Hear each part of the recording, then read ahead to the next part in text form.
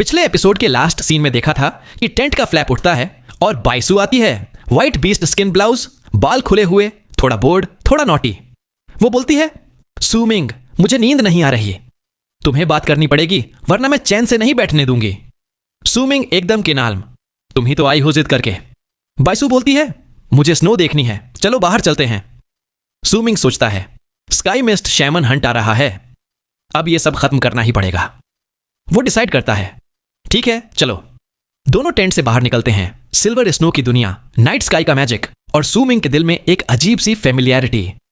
बाइसू खुश, सूमिंग साइलेंट। अब आगे स्नोस्टॉर्म की रात है। हवा का साउंड कुछ लोगों को उदास गीत लगता है, जैसे बाइसू को। वो अपने फर को टाइट पकड़ के सफेद सांस निकालते हुए सूमिंग के साथ चल रही है। सूमिंग के लिए यह हवा किसी की सांस की तरह लगती है, जैसे कोई साई घ कर रहा हो। दोनों चुपचाप धीरे धीरे स्नो में आगे बढ़ते जा रहे हैं, बिना कुछ बोले। तभी बाइसू धीरे से बोलती है, तुम भी उसके साथ ऐसे ही स्नोस्टॉर्म में चले थे ना? सूमिंग साई करते हुए बोलता है, तुम फिर पूछ रही हो? बाइसू थोड़ा आगे बढ़ के कहती है, क्या मुझे नहीं पूछना चाहिए था? सूमिंग नॉस्टैल्जिया भरी आवाज में बोलता है, हां, हम भी ऐसे ही चले थे बहुत साल पहले। बाइसू धीरे से पूछती है, क्या मैं उसके जैसी लगती हूं? सूमिंग बोलता है, बहुत ज्यादा, बस कुछ छोटी डिटेल्स अलग हैं। बाइसू रुक के अपनी बोसम से ईयररिंग्स निकालती है और पहन के सूमिंग को देखती है, वही ईयररिंग्स जो सिर्फ बाइलिंग के पास थे। सूमिंग एक पल के लिए शॉक में चला जाता है, जैसे टाइम ट्रैवल हो गया हो डार्क माउंटेन के उस पल में। बाइसू ब्लश के साथ बोलती है, सूमिंग, तुमने कहा था मेरे साथ सर्कल्स चलोगे। सूमिंग एक पल के लिए फ्रीज हो जाता है। बाइसू खुश होकर सोचती है, बस थोड़ा और। लेकिन सूमिंग आंखें बंद करता है, फिर काम होके आगे बढ़ जाता है। बाइसू गुस्से में पांव पटकती है, लेकिन फिर जल्दी से उसके साथ चलने लगती है। इसी वक्त ट्राइब के एक रॉयल टेंट में सीमा शिन आंखें खोलता है। उसको फील होता है कि बरसरकर सीड ब्लूम कर रहा है। वो एक्साइटेड होकर सोचता है, ये सीड सूमिंग का है। बाइसू, अब सब तुम्हारे हाथ में है। सीमा शिन खुश है, सोचता है अब उसको स्काई मिस्ट शमन हंट में लड़ने की जरूरत नहीं, सीधा आगे बढ़ सकता है। वो टेंट से निकलता है, बाइसू को स्नो प्लेन पे देखता है और सोचता है, सू एयर, तुमने मुझे यह गिफ्ट दिया है। स्नो प्लेन पर सूमिंग और बाइसू वॉक कर रहे हैं। मिडनाइट हो चुका है, मूनलाइट स्नो में घुल गई है। सूमिंग रुकता है, देर हो गई है, अब वापस जाओ। बाइसू चुप है। सूमिंग वापस मुड़ के चला जाता है। तभी बाइसू चिल्लाती है, सूमिंग। सूमिंग मुड़ के देखता है, बाइसू आके उसको हक कर लेती है, सिर उसकी चेस्ट में डाल के। सूमिंग भी उसके शोल्डर्स पकड़ लेता है। बाइसू आंखों में एक अजीब सी फीलिंग के साथ बोलती है, अगर हम ऐसे ही स्नो में चलते रहें तो क्या हमारे बाल भी एक दिन सफेद हो जाएंगे?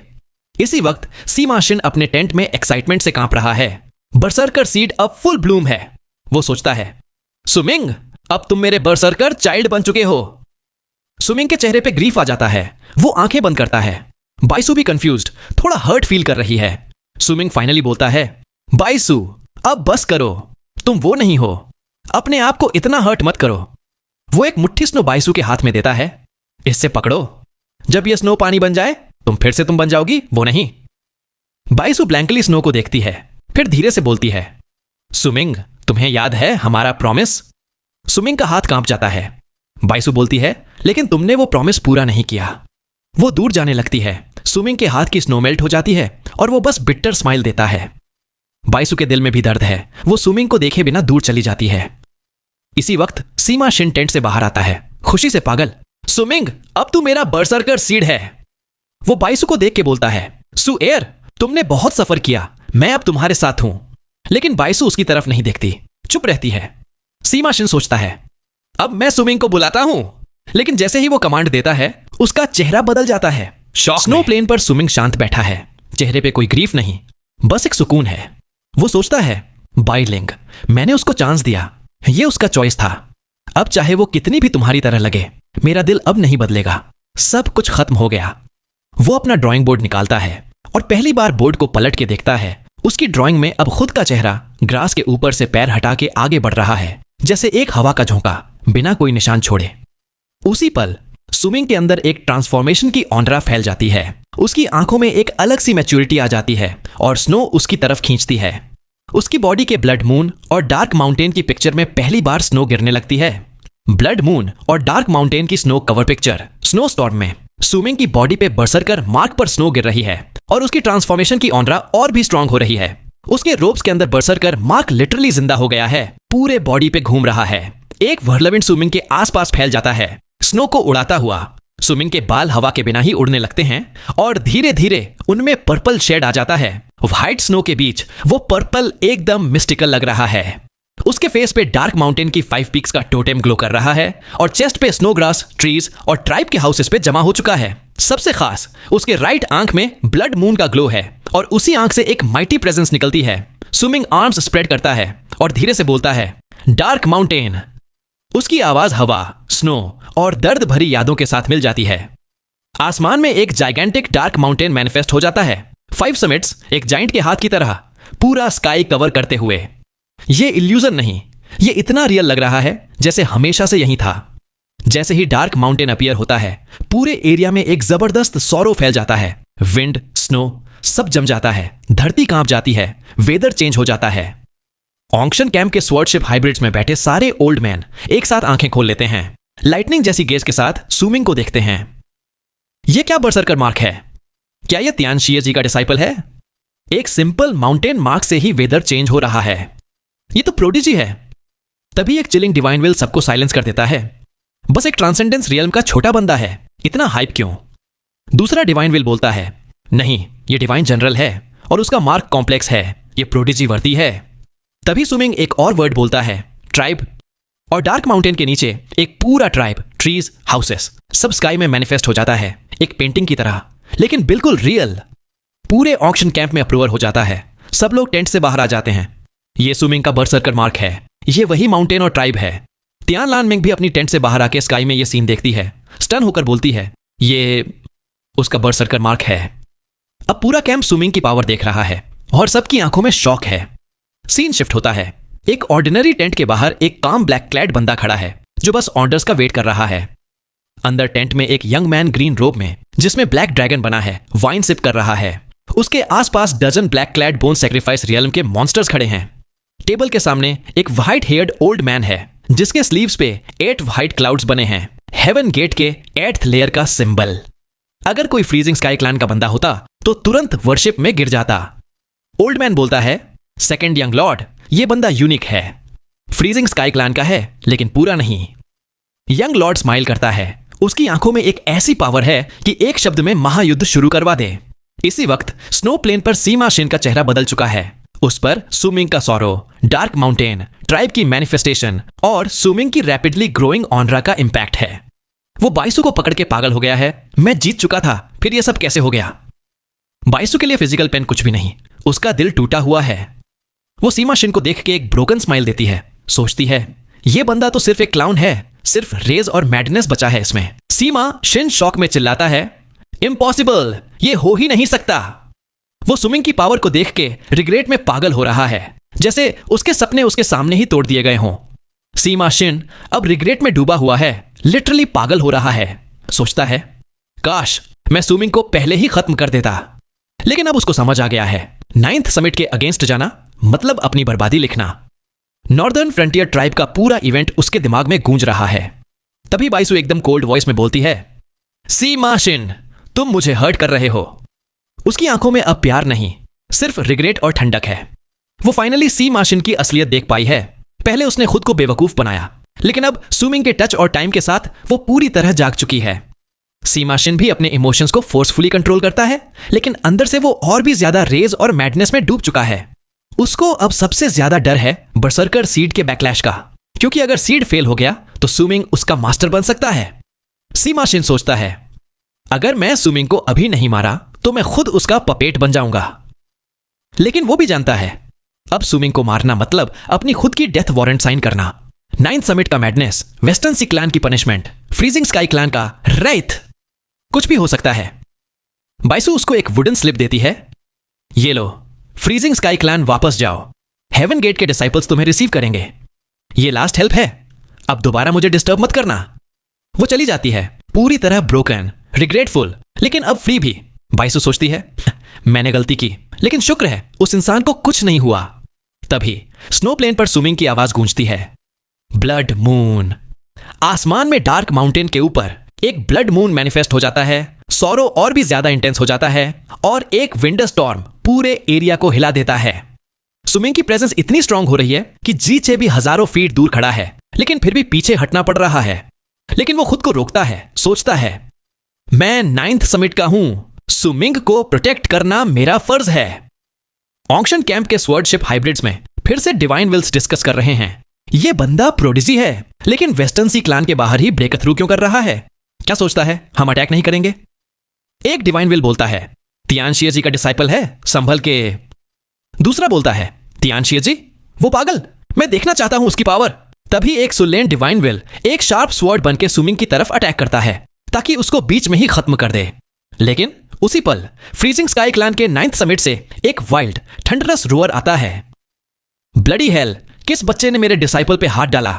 मैं तुम्हारी पूरी ट्राइब मार दूंगा, तुम्हारा पूरा क्लान खत्म कर दूंगा, तुम्हारे सारे जन्म भी नहीं छोड़ूंगा। यह आवाज इतनी पावरफुल है कि डिवाइन विल स्वॉर्ड एक पल में टूट जाता है और उसकी बची कुची एनर्जी भी पूरी तरह क्रश हो जाती है। स्वॉर्डशिप में बैठा एक रेड हेयर्ड ओल्ड मैन तुरंत खून थूकता है, उसके बाल गिर जाते हैं, चेहरा स्केलेटन जैसा हो जाता है। अगर उसके पास एक जेड न होता तो वो वहीं मर जाता। ओल्ड मैन शॉक में बोलता है, तियानशिए जी की डिवाइन विल वाली धमाकेदार आवाज सिर्फ बड़े लोगों को सुनाई दी थी। जिस ओल्ड मैन ने सुमिंग पे अटैक किया उसकी तो लिटरली जान ही निकल गई थी। अब पूरे स्वॉर्डशिप्स में एकदम सन्नाटा छा गया है, सब लोग चुप हो गए हैं, कोई भी सुमिंग को अब छेड़ने की सोच भी नहीं रहा। वेस्टर्न सी क्लान के टेंट में ब्लैक ड्रैगन रोब पहना हुआ यंग लॉर्ड शॉक में बोलता है, तियानशिए जी। ओल्ड मैन मुस्कुरा के बोलता है, हाँ वही है, लेकिन भूल जाओ, ऐसा बंदा कभी भी किसी भी ट्राइब के लिए सर्व नहीं करेगा। उसकी आइडेंटिटी फ्रीजिंग स्काई क्लान में सिर्फ कुछ ही लोग जानते हैं, वो भी सिर्फ ब्लड एल्डर्स के डिसेंडेंट्स। यंग लॉर्ड सोचता है, उसके डिसाइपल्स भी नहीं जानते? ओल्ड मैन कहता है, 9 ली ट्राइब वाले को छोड़ के बाकी किसी को नहीं। फिर यंग लॉर्ड बोलता है, सुमिंग को सीक्रेट ऑक्शन के लिए इनवाइट करो, जो भी वो चाहे मैं पे करूंगा। ओल्ड मैन थोड़ा हेसिटेंट होता है, लेकिन यंग लॉर्ड की आंखों में चिल देख के मान जाता है। तभी बाहर स्नो स्टॉर्म अभी भी फुल पावर में है और सुमिंग अपने ट्रांसफॉर्मेशन के बीच है। वो बोलता है, स्नो स्टॉर्म, और आसमान में dark mountain, tribe, blood moon, सबके आसपास एंडलेस स्नो आ जाता है और वो सीन एक डिवाइन पेंटिंग की तरह स्काई में चिपक जाता है। सुमिंग एक जबरदस्त हाउल करता है, उसकी ब्लड, ची और बर्सरकर पावर एक साथ एक्सप्लोड कर जाती है। उसके अंदर क्रैकिंग साउंड्स आते हैं और वो अवेकनिंग रियल्म के मिडिल से लेट स्टेज में ब्रेक थ्रू कर जाता है। उसका बर्सरकर बोन भी मेल्ट होकर उसकी पावर को नेक्स्ट लेवल पे ले जाता है। अब वो पीक लेट अवेकनिंग रियल्म पे है, बस एक कदम दूर बोन सेक्रीफाइस से। सुमिंग सोचता है, अगर मैं ये कदम क्रॉस कर लूं तो मैं भी एंशिएंट्स की तरह बोन सेक्रीफाइस रियल्म में जा सकता हूं। लेकिन अभी उसके बर्सरकर मार्क में एक चीज मिसिंग है, लाइफ। ट्राइब तो है लेकिन उसमें लोग नहीं हैं। वो सोचता है, मुझे अपना स्यून वापस लाना होगा, तभी ये मार्क कंप्लीट होगा। सुमिंग अपनी फुल पावर के साथ खुद खड़ा हो जाता है, बिना पपेट के। अब 16 आइस हुप्स भी उसको रोक नहीं सकते। वापस ट्राइब की तरफ जाता है, जीचे उसके साथ। और जब वो लोग कैंप में एंटर करते हैं तो सब लोग रिस्पेक्ट में सिर झुका लेते हैं। सुमिंग एकदम खाम एक वीआईपी की तरह अपनी टेंट में चला जाता है। अगला दिन, ऑक्शन का पहला दिन, चांगी खुद सुमिंग को लेने आता है फुल रिस्पेक्ट के साथ। ब्रदर सू, आपकी पावर देख के मुझे भी प्रेशर फील हो रहा है। सुमिंग बस स्माइल करता है, कोई एटीट्यूड नहीं दिखाता। ऑक्शन हॉल एक बड़ा रिंग शेप्ड बिल्डिंग है जिसमें हजारों लोग आ सकते हैं।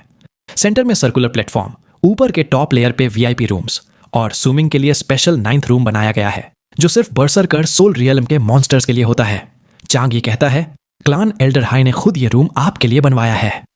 सुमिंग अंदर जाता है तो एक खूबसूरत वुमन जिशान खड़ी हो जाती है। मैं जिशान हूं, मेरे मास्टर हायुन लाई हैं। मैं आपको ऑक्शन आइटम्स की एक्सप्लेनेशन देने आई हूं। सुमिंग के ब्राउ पे हल्की सी रिंकल आती है, सोचता है, कल रात कुछ तो हुआ है। क्लान एल्डर हाई डोंगजोंग ने मुझे ये वीआईपी ट्रीटमेंट क्यों दिया? क्या कोई रिक्वेस्ट है या कोई हिडन प्लान? सुमिंग कमली पूछता है। बस इतना ही। अब सुमिंग वो डार्क माउंटेन का अनजान लड़का नहीं रहा। फ्रीजिंग स्काई, हान माउंटेन सिटी, शैमन्स की लैंड और 9th समिट की ट्रेनिंग ने उसको एकदम मैच्योर और स्मार्ट बना दिया है। अब वो हर सिचुएशन को समझ के, सोच समझ के रिएक्ट करता है। ऑक्शन के वीआईपी रूम में जब जीशान, वो खूबसूरत और मिस्टीरियस वुमन, सुमिंग को सर्व करने आई तो सुमिंग ने अपनी मैच्योरिटी दिखाई। वो सीधा पूछता नहीं, ना ही ऑनकवर्ड होकर रूम छोड़ता है। वो बस कामली रिएक्ट करता है। और जब जीशान उसको रोकने के लिए कहती है, आप एक आइटम चूज करो, जो भी चाहो मेरे मास्टर आपके लिए खरीदेंगे, तब सुमिंग स्माइल के साथ वापस रूम में आ जाता है। जीशान थोड़ा फ्लर्टी, थोड़ा चैलेंज करने वाली टोन में बोलती है, आप 9th समिट के डिसाइपल हो, आपके साथ तो फॉलोअर भी है। सुमिंग कॉमली बोलता है, वो मेरा डिसाइपल नेफ्यू है। जिशान ड्रामा करती है, ओह ये तो वही फेमस डीजे है जो फ्रीजिंग स्काई क्लैन के टॉप 10 में है। जीचे बिल्कुल साइलेंट, एकदम वुडन स्टैच्यू की तरह। अब उसको ऐसी बातों से फर्क नहीं पड़ता क्योंकि 9th समिट की वार्मथ उसके दिल में है। सुमिंग अपनी क्लियरिंग माइंड आर्ट की वजह से एकदम काम है और जीशान जितना भी ट्राई करे उसके चेहरे पे कोई रिएक्शन नहीं आता। वो बस आंखें बंद करके ऑक्शन का वेट करता है और जीशान को इग्नोर कर देता है। जीशान सोचती है ये बंदा सच में इतना काम है या एक्टिंग कर रहा है, लेकिन उसको कोई क्रैक नहीं मिलता। तभी ऑक्शन हॉल में ड्रम बीट्स गूंज उठते हैं। पूरा हॉल ठंडर की तरह हिल उठता है। 9 barley man beast skin drums बजाते हैं और उनके साथ 9 ब्यूटीफुल वुमन व्हाइट रोब्स में कॉन्क बजाती हैं। ड्रम बीट्स और कॉन्क की आवाज क्लाइमैक्स पे पहुंचती है तो प्लेटफॉर्म के बीच में एक बड़ा स्टोन पिलर क्रैक से निकल के हुनतोर फीट तक ऊपर उठता है। अचानक स्काई में रिपल्स आते हैं और एक एज्ड आवाज गूंजती है, वेस्टर्न सी क्लैन। रिपल्स एक ग्रैंड सी में बदल जाते हैं। पूरा ऑक्शन हॉल, पूरा एरिया एक मैजिकल सी बन जाता है, जैसे फ्रीजिंग स्काई अब वेस्टर्न सी क्लैन का समुंदर बन गया हो। सुमिंग भी खड़ा हो जाता है, बालकनी से बाहर देखने लगता है। सब लोग शॉक्ड हैं। ये कोई इल्यूजन नहीं, ये एक रियल मैजिकल ट्रांसफॉर्मेशन है। पानी, कलरफुल कोरल्स, फिशेज, सब कुछ दिख रहा है। सुमिंग जब सांस लेता है तो बबल्स निकलते हैं। जिशान स्माइल के साथ एक्सप्लेन करती है, ये वेस्टर्न सी क्लैन का एंशिएंट रून है और वो कलरफुल चीज कोरल है। तभी ऑक्शन का असली शो शुरू होता है। 9 व्हाइट रोब्ड वुमन अपने फोरहेड पे व्हाइट स्केल चिपका के मरमेड्स बन जाती हैं और हवा में तैरने लगती है। उनकी आवाज पानी में भी गूंजती है। 9 barley man blue beast skin चिपका के सी ड्रैगन्स बन जाते हैं। उनकी रोर्स और मरमेड्स की सिंगिंग मिलके पूरा हॉल मैजिकल बना देती है। एज्ड आवाज स्टोन पिलर से अनाउंस करती है, 100 साल बाद वेस्टर्न सी क्लैन का ऑक्शन फिर फ्रीजिंग स्काई की धरती पर हो रहा है। ओन एक्शन हॉल अभी भी एक मैजिकल अंडर वाटर वर्ल्ड बना हुआ है। मरमेड्स तैर रही हैं, सी ड्रैगन्स रोर कर रहे हैं। सुमिंग की आंखों में एक पल के लिए शॉक आता है क्योंकि उसको याद आता है वो ब्लैक रोब्ड मैन जिसने डार्क माउंटेन को डिस्ट्रॉय किया था, उसने भी ऐसा ही एक बीस्ट फॉर्म ट्रांसफिगरेशन आर्ट दिखाया था। जीशान थोड़ा प्राउड होकर एक्सप्लेन करती है, ये बीस्ट फॉर्म ट्रांसफिगरेशन आर्ट है जो सिर्फ वेस्टर्न सी क्लैन के पास है, इनहेरिटेड फ्रॉम द एंशिएंट्स। इसको कोई और यूज नहीं कर सकता। तभी स्टोन पिलर पर blue heard old man appear होता है, फेंग शाओफेंग, और ऑक्शन का होस्ट बन जाता है। वो अनाउंस करता है, पहला आइटम है। पहली मरमेड व्हर्लपूल से एक पर्पल स्कल निकालती है, बीस्ट का स्कल जिसमें थर्ड आई की तरह एक क्रैक है। जैसे ही वो स्कल हॉल में घूमता है पूरे हॉल में सौरों की लहर आ जाती है और सी वाटर फ्रीज होने लगता है। ऑक्शन शुरू होता है बिडिंग 100,000 स्टोन कॉइन्स से। स्ट्रॉ हैट पहना हुआ एक मिस्टीरियस बंदा सबसे पहले बोलता है 1 टम से 10,000 अलॉसेंट। फिर बिडिंग बढ़ती जाती है और लास्ट में वही बंदा 2 कम से 10,000 पे जीत जाता है। दूसरा item soul separation stone blade. Old man एक लाइन जैसा बीस्ट बुलाता है, ब्लेड से पॉइंट करता है और बीस्ट एक पल में ब्लड पडल बन जाता है। उसकी सोल की शैडो एक लॉक ऑफ हेयर बन के ब्लेड में घुस जाती है। पूरा hall shocked. Soul separation stone. Bidding एकदम ऊपर चली जाती है और फाइनली 90,000 स्टोन कॉइन्स पे बिकता है। सुमिंग सोचता है ऑक्शन का असली मकसद यहां के लोगों में ग्रीड जगाना है ताकि फ्रीजिंग स्काई क्लैन की पावर कम हो जाए। तीसरा आइटम ओल्ड मैन खुद निकालता है, एक ग्रास से बनी हुई क्रेन। वो कहता है यह क्रेन किसी और वर्ल्ड की है, इमॉर्टल्स की पसंदीदा है। इसके अंदर एक ऐसी स्पिरिट है जो बरसर्कर्स की नहीं बल्कि दांव की है। ओल्ड मैन क्रेन को हवा में छोड़ता है और वो ग्रास क्रेन एक रियल इमॉर्टल क्रेन बन के हॉल में फ्लाई करती है। जब उसकी आंखें सुमिंग के बालकनी पर पड़ती हैं तो वो एक पल के लिए हिलती है जैसे उसने सुमिंग को पहचान लिया हो। ओल्ड मैन कहता है अगर कोई इसकी स्पिरिट को समझ ले तो उसके लिए मैं पहले से बधाई दे रहा हूं। स्टार्टिंग बिड 1 साउई लाहू ज्यान बार्ड। सुमिंग की आंखें नैरो हो जाती हैं। उसको फील होता है कि क्रेन के अंदर एक डिवाइन सेंस की पावर है जो उसको नोटिस कर रही थी। तभी एक जेंटल वुमन की वॉइस गूंजती है, 5 पूरा हॉल शॉक में। यह है ओन एक्शन में इमॉर्टल क्रेन के लिए। जब तियान लान मेंग ने 500,000 स्टोन कॉइन्स की बिड लगाई, सुमिंग ने बस एक पल के लिए सोचा, लेकिन फिर डिसाइड किया अब वो बिड नहीं करेगा। लेकिन उसके साइड में खड़ी जी शान ने एकदम कन्निंग मूव खेला, 700,000। पूरा हॉल शॉक हो गया। सबको लगा सुमिंग ने ही बिड लगाई है क्योंकि जी शान उसके साथ खड़ी थी। सबकी नजर 9th रूम के बालकनी पर सुमिंग पे। तियान लान मेंग ने तुरंत रिस्पॉन्ड किया, जी शान स्माइल के साथ सुमिंग से पूछती है, ब्रदर सू अब भी चाहिए? सुमिंग कोडली बोलता है, नो जीशान सोचती थी सुमिंग रिएक्ट करेगा या गुस्सा दिखाएगा, लेकिन सुमिंग एकदम कम रहा, इसलिए अब वो उसको समझ नहीं पा रही। क्रेन फाइनली तियान लानमेंग के पास चली गई डबल प्राइस पे, लेकिन सुमिंग अब भी एकदम शांत है। ऑक्शन आगे बढ़ता है और सुमिंग एक भी आइटम पे बिड नहीं लगाता, बस करामली सब ऑब्जर्व करता है जैसे कोई चेस मास्टर हो। जीशान सोचती है ये बंदा बाहर से शांत लगता है लेकिन अंदर से नाइव है। जब ये बिड करेगा सबका अटेंशन खुद पे ले आएगा और फिर किसी भी आइटम को इजीली जीत नहीं पाएगा। तभी blue heard old man announce करता है, अगला आइटम ऐसा है जो सबको क्रेजी कर देगा, तैयार हो जाओ। और स्टेज पर आता है स्काई शमन स्पीयर, एक 100 फीट का ब्लैक स्पीयर जिसमें हजारों वेंचफुल स्पिरिट्स की शैडो घूम रही है। पूरा हॉल शॉक में है। ये तो वही स्काई शमन स्पीयर है जो एक बार बर्सर्कर सोल रियल्म को भी मार सकता है। बिडिंग शुरू होती है। वो इज 500,000, 2,000, 3,500,000 और आखिरी में एक वीआईपी रूम से आवाज आती है 10,000। सब लोग शॉक। जीशान सुमिंग से कहती है, ब्रदर सू, मैं तुम्हारे लिए बाय कर सकती हूं लेकिन सिर्फ एक आइटम। सुमिंग स्माइल के साथ बोलता है, लेकिन मुझे लिखित में चाहिए। जीशान बीस्ट स्किन पर लिख के पाम प्रिंट भी लगा देती है। तब सुमिंग टीज करता है, मैं तुम्हें भी बाय कर सकता हूं। जीशान का चेहरा डार्क हो जाता है, ऐसा मत सोचो, मैं ऑक्शन आइटम्स की बात कर रही हूं, खुद की नहीं। तभी सुमिंग कामली बोलता है, मैं स्पीयर चाहता हूं, प्लीज मेरे लिए पे करो।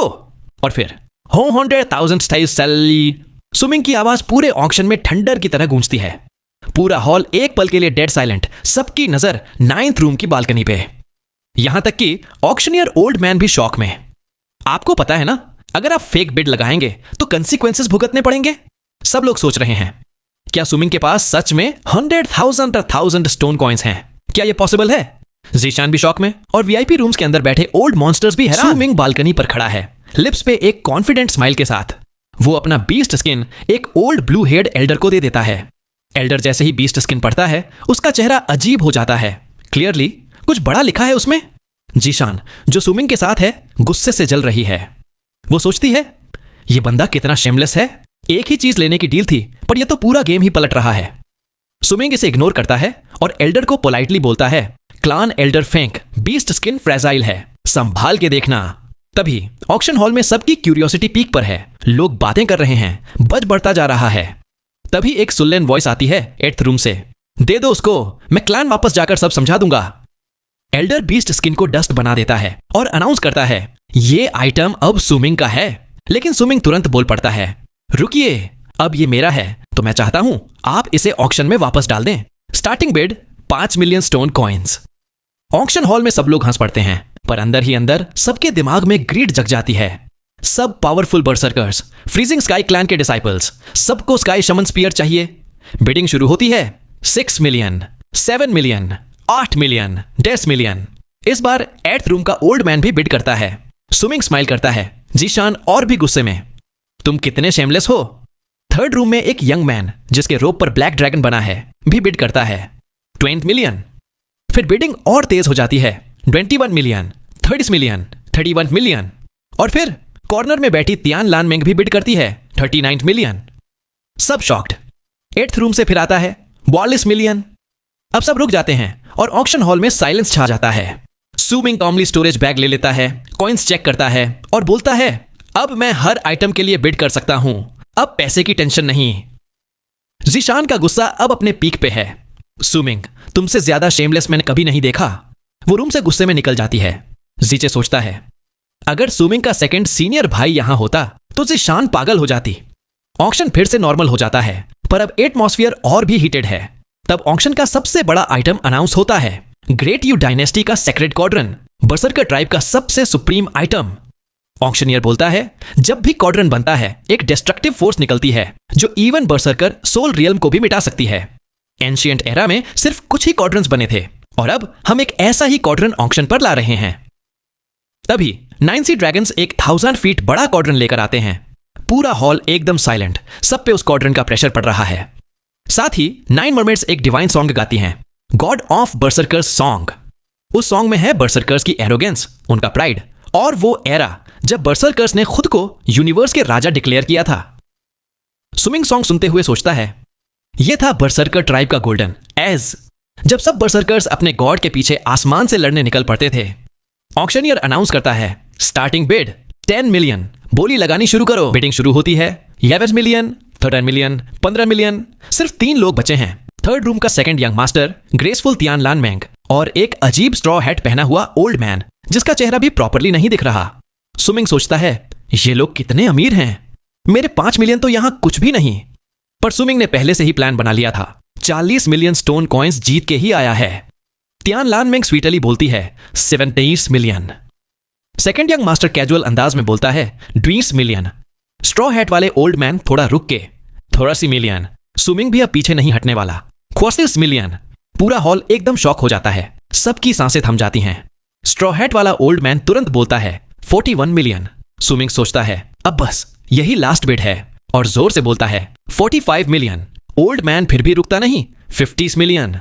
अब सुमिंग थोड़ा टेंशन में आ जाता है। तभी 9th रूम के दरवाजे पर नॉक होता है। नीचे जाकर देखता है, एक ब्लैक रोब और व्हाइट मास्क वाला आदमी एक स्टोरेज बैग देके चला जाता है। बैग पर लिखा है मेंग, तियान लानमेंग की तरफ से। सुमिंग डिवाइन सेंस से बैग चेक करता है और फिर पूरे हॉल में अनाउंस करता है 60 मिलियन। अब तो पूरा ऑक्शन हॉल एकदम हंगामा हो जाता है। स्ट्रॉ हैट वाला ओल्ड मैन फाइनली चुप हो जाता है। ऑक्शनियर अनाउंस करता है 60 million sold to the person in the 9th room. Auction खत्म होता है, लोग अपने अपने लॉजिंग्स में चले जाते हैं। सुमिंग भी ताइचे के साथ वापस टेंट में चला जाता है। थोड़ी देर बाद वेस्टर्न सी क्लैन के लोग एक 1000 फीट का बड़ा बैरन कॉल्ड्रन सुमिंग के टेंट के बाहर रख देते हैं।